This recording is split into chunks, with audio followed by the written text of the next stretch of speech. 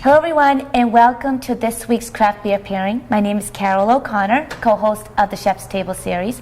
I am here with Kelsey Roth of Craft Beer Cellar. I asked Kelsey to choose a beer that would pair well with Corey Williams. He is the new executive chef of Social Restaurant and Bar located in West Newton. He made a Meatloaf Bolognese, which I never heard of, but it was very, very excellent to taste. So, hon, you chose this cute beer that looks like a commercial. Tell me about the label. So this is Otter Creek, okay, and they're located up in Vermont. Okay, that sounds familiar. Yep, and so they had a new brewmaster come in, Mike Gerhardt, and he's got this awesome dog, Oslo, as a Swiss Mountain Dog. And they just incorporated them in cartoon version on all of their labels. So this one, if anybody owns a dog, you know what your couch surfer is. It's when the dog is just surfing on the couch and hanging out there. But the beer itself is why I actually picked this beer, even though it's got a great label. Great label. Labels sell beer all the time. They do. But so this is an oatmeal stout. Oh. And when I'm thinking of meatloaf, bolognese, I'm thinking this is going to be a rich dish. This is going to be meaty. It's going to have a lot of kind of roasted meat flavors to it. It's going to have some weight, a little some fat to it, and things like that. Yes. And with bolognese, it's going to have some tomato spice and things like that. So we need a beer that's going to be able to stand up flavor-wise to something like that, but not something that's too intense that's going to make you feel heavy.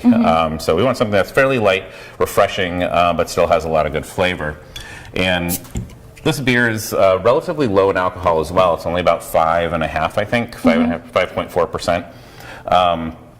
But it's got a lot of good character to it, a lot of dark, roasty notes, some chocolate, coffee notes, and it's dessert. And the oatmeal in here actually gives I think this is the darkest beer.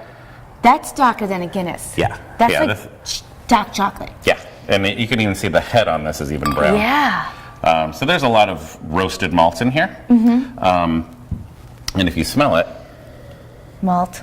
Yeah, it smells like malt. It smells like chocolate. Black coffee. Something else. Come on, Carol. What is it?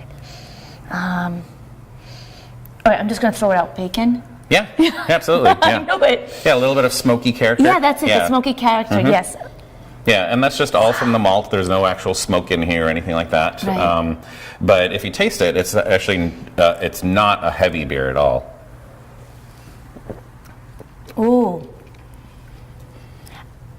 I'm going to call this rustic. Yeah. Is that smoky beer, something you would drink in Maine? A videographer loves Maine.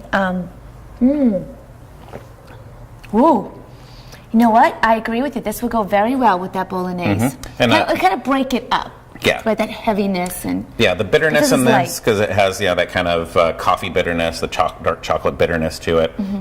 That's going to help break up the kind of fatty character of a meatloaf. And it's fairly dry too, so it's going to help kind of cleanse the palate, make you ready to jump in for another bite. Yeah, it does. And I like your term rustic, because that's when I think of bolognese. I think of the Italian countryside, exactly. In a rustic Italian kitchen, making food from scratch that was on the farm, and this has all that character in there as well. Oh, Kelsey, you did it again. This is excellent. Very enjoyable. I picture myself, not that I drink, but like in Vermont or Maine, near a fireplace, drinking this. Of course, with food, because then I'll get dizzy. Well, you can go up to their brewery right in Vermont. I think they have a fireplace. I'm going to go there and visit. Tour.